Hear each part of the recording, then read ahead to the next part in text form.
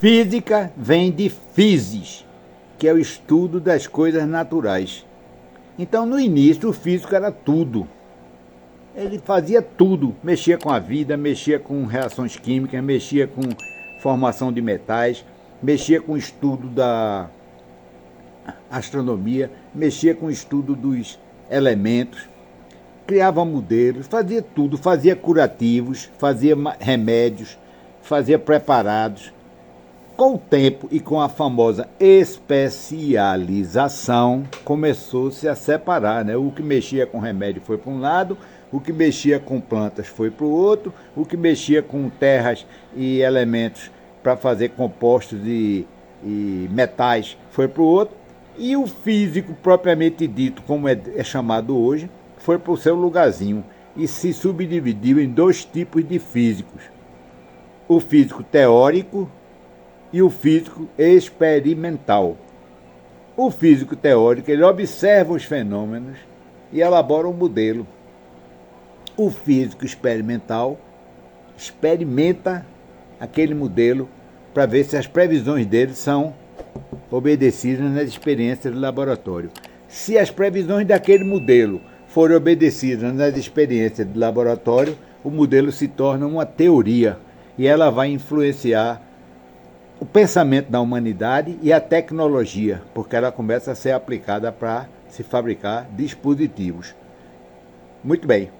Então, o engenheiro eletricista e o eletricista, o técnico em eletricidade, o técnico em eletrônica, ao olharem o elétron, olharem do ponto de vista de pensamento e de cálculo, porque ninguém vê o elétron, não imagina que o elétron seja uma partícula que existe e não existe ao mesmo tempo.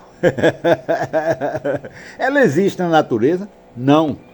Ela existe aonde? Ela existe no modelo atômico, que fez uma analogia do átomo com os planetas. Só que os planetas circulam ao redor do Sol, todos no mesmo plano, e no átomo os elétrons, entre aspas, circulam ao redor do núcleo em planos diferentes, e determinadas órbitas em certas quantidades e frio.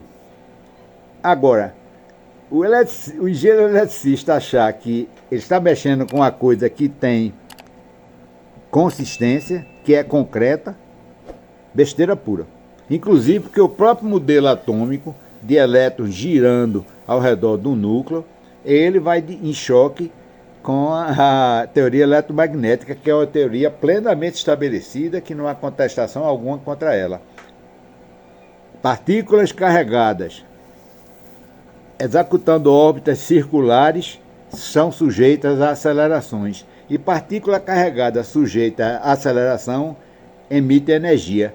É esse fenômeno que é usado para fazer antena de rádio, de televisão, etc. Se acelera, desacelera partículas elétricas, e elas, quando estão sendo aceleradas e desaceleradas, elas emitem ondas eletromagnéticas. Então, se realmente o elétron estivesse numa órbita ao redor do núcleo, ele ia irradiar continuamente energia, começava a perder energia, porque estava irradiando, né? A energia não se cria, e ele espiralava e cairia no núcleo, e isso não ocorre. Aí criaram um decreto para salvar a teoria atômica. Foi que em certas órbitas a partícula não emite energia quando está sendo acelerada. O que é apenas um decreto para segurar uma teoria que está cambaleante, né?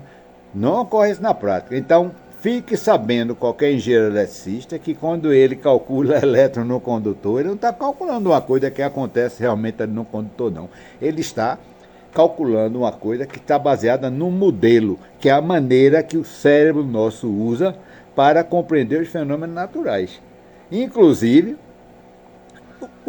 a corrente elétrica, ela cria, como ela é onda eletromagnética, ela cria dois campos, um campo elétrico e um campo magnético. Esses dois campos, ao interagir entre si, num vetor chamado vetor de Poynting, que é o produto vetorial do campo elétrico pelo campo eletromagnético, é que faz a energia circular no condutor. E ela não circula dentro do condutor, não. Ela circula no espaço ao redor do condutor.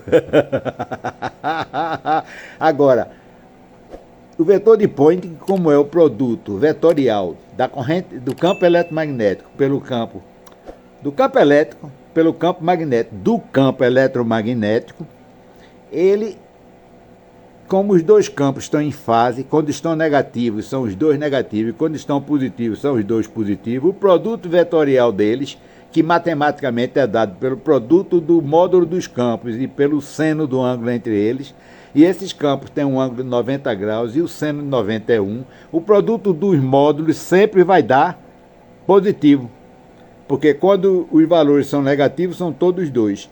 Quando os valores são positivos todos dois. Então o campo eletromagnético ele sempre vai na frente, apesar da corrente elétrica, do campo elétrico, aliás, desculpe, e do campo magnético estarem oscilando, horas eles são positivos, horas eles são negativos. O vetor de Poynting é sempre positivo, porque é o produto dos módulos dos dois. O que é que isso significa? Significa que a energia sempre segue na mesma direção e no mesmo sentido. Por quê? Porque ela não oscila, ela oscila, mas oscila sempre no semiciclo positivo, porque os negativos se tornam positivos quando multiplicados, né? Duas quantidades negativas quando multiplicadas se tornam positivas. Então, quando os dois campos estão com amplitude negativa, estão todos dois simultaneamente com aquela mesma amplitude negativa e em fase. A multiplicação dos valores dele dá sempre positiva. Então, ela é uma onda com um semiciclo positivo, significa que a energia sempre se desloca para frente.